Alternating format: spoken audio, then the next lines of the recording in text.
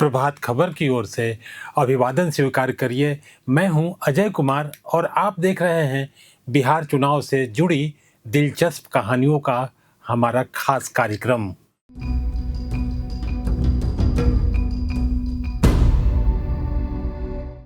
इस खास कार्यक्रम में हम बात करेंगे बिहार और यहाँ की समाजवादी राजनीति के बारे में।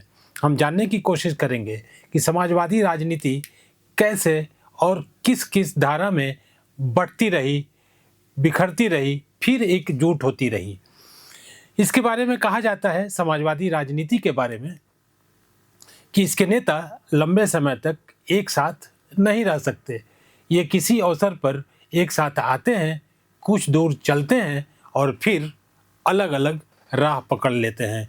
जुड़ना और बिखरना इनकी पहचान है।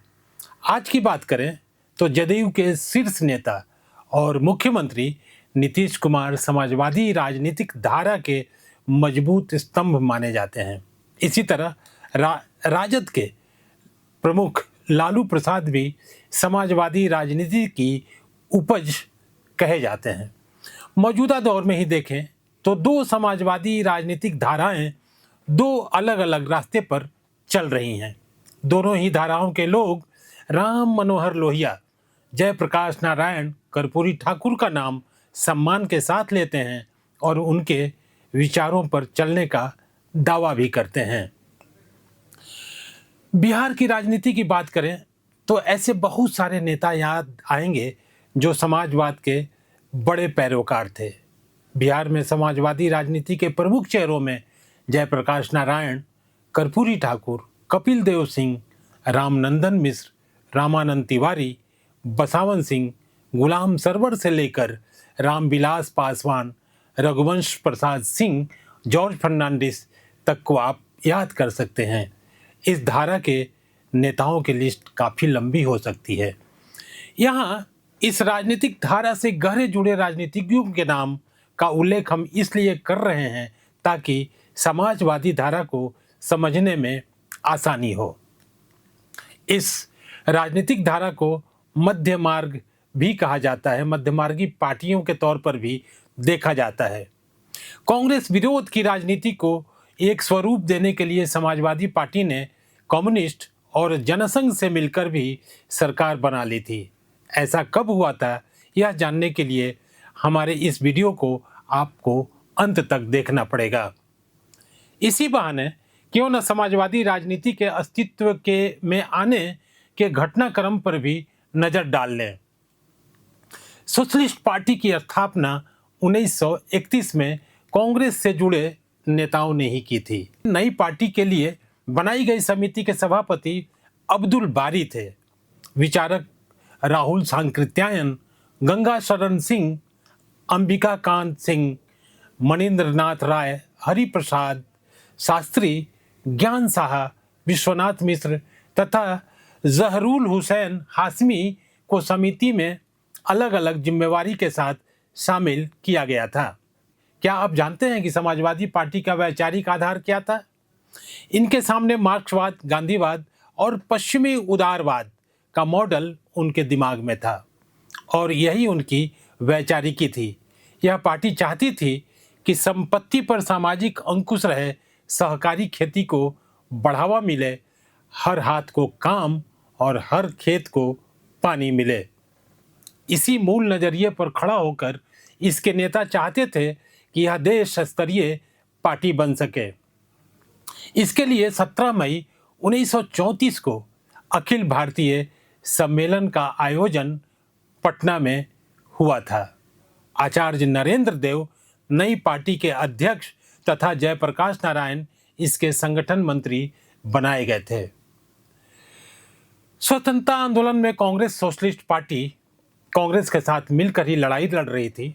सोशलिस्ट पार्टी किसानों, श्रमिकों और नौजवानों को संगठित कर रही थी। जमींदारी उन्मूलन के सवाल को वो बहुत ही मजबूती से आगे बढ़ा रही थी। जमींदारी प्रथा को हटाने की मांग समाजवादी प्रतिबद्ध होकर उठाते रहे।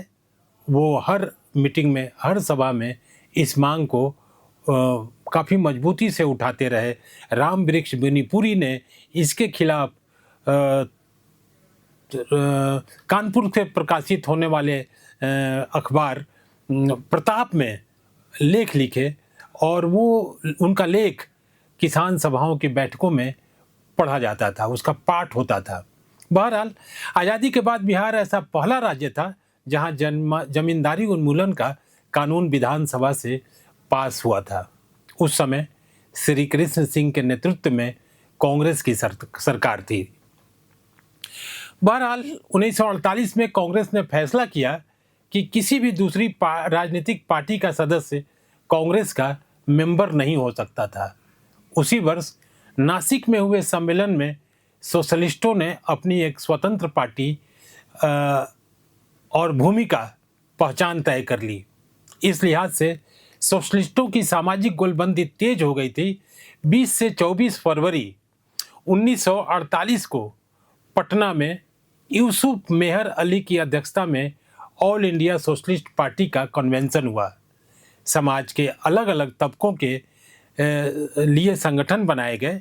इसमें किसान थे, मजदूर थे, महिलाएं थी, युवा वर्ग के लिए भी अलग से संगठन बना। सोशलिस्टों के साथ कांग्रेस का टकराव अब बढ़ रहा था और यह टकराव जैसे जैसे बढ़ रहा था, कांग्रेस का रवैया उनके प्रति दमनकारी होता जा रहा था। मधुबनी में डॉक्टर राम मनोहर लोहिया की सभा होने वाली थी। समस्तीपुर, दरभंगा, कमतौल, लहरियासराय में सोशलिस्टों की सभा पर प्रतिबंध लगा दिया गया। सोशलिस्ट पार्टी के नेता सामाजिक आधार को अपने पक्ष में करने में जुटे थे। उनका टकराव कांग्रेस के साथ था ही। पहले आम चुनाव में जगह जगह सभाओं में लोहिया, जयप्रकाश नारायण को सुनने के लिए बड़ी भीड़ आ रही थी। पहले आम चुनाव में सोशलिस्ट पार्टी ने 239 उम्मीदवार चुनाव मैदान में उतार दिए, पर चुनाव में उनके केवल 23 उम्मीदवार ही जीत सके। इस कहानी के बाद आगे क्या होता है? जब जेपी रो पड़े थे पटना में, चुनाव में शिकस्त मिलने के बाद पार्टी के भीतर आरोप प्रत्यारोप का दौर शुरू हो गया। 11 अप्रैल 1952 को पटना के अंजुमन इस्लामिया हॉल में पार्टी की राज्य कार्यकारिणी की बैठक हुई। बैठक में चुनावी शिकस्त की तलाश की जानी थी। उसी बैठक में जेपी रो पड़े। जेपी का मानना था कि चुनाव में जीत के लिए हमने पर्याप्त काम नहीं किया। हमारा लोगों से संवाद उस स्तर का नहीं था जो उनका वोट हासिल कर सके। इसी घटना के बाद रामनंदन मिश्र ने जेपी से मुलाकात की। उन्होंने कहा कि आपके आंसुओं का बोझ मेरा राजनीतिक जीवन सहन नहीं कर सकता। इसके बाद मिश्र ने राजनीति छोड़ दी और अध्यात्म की ओर चले गए। अब आते हैं कि सोशलिस्ट पार्टी कैसे हुई प्रजा सोशलिस्ट पार्टी।